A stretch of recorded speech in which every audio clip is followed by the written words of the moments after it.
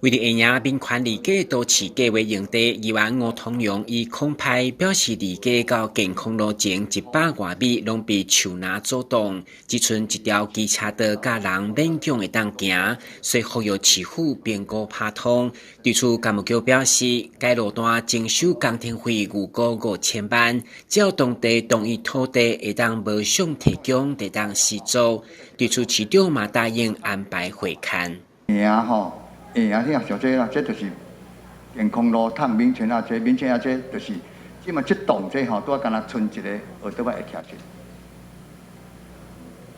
市长，你对其实市长对咱会啊吼，会加都是算做真照顾啦。像咱今年哦，111年吼，咱就变2条嘛，圣义街啊、水道街啊，过去咱捌开发文明街啦，吼啊。我知包括伫迄个做咱的前的副市长因。啊，到和平街啦，吼。啊，所以我咧讲，我们市长已经做这么多，我相信无差这条啦。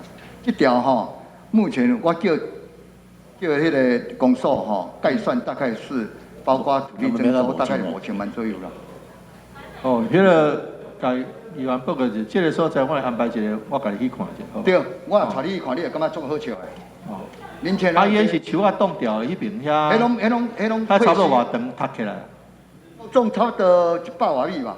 对了，并款理解拍通，另外马到南市在食厝寮的红线道路，因为会车危险，议员嘛希望拓宽，同时进一步替青少年的运动休闲空间来清明，包括争取6甲区的极限运动场，以及列为112年专运会沙滩排球场，拢希望一并增建。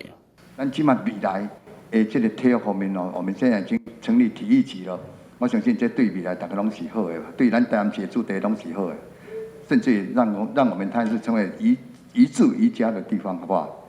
这局长，好，这当到结束哦。这看运动人口啦，那如果大家真的非常喜欢，可能区公所那边来了解一下。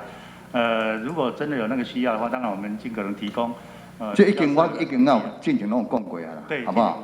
那我希望真能够有这种有幸能够把它做好啦。好，更加好，少年人有一个运动的空间。议员吴通荣表示，伊徛伫公部门甲民众沟通的桥梁，将所有地方的需求趁总咨询一摆提出，希望积极发展地方。台南新闻阮及林银庚采访报道。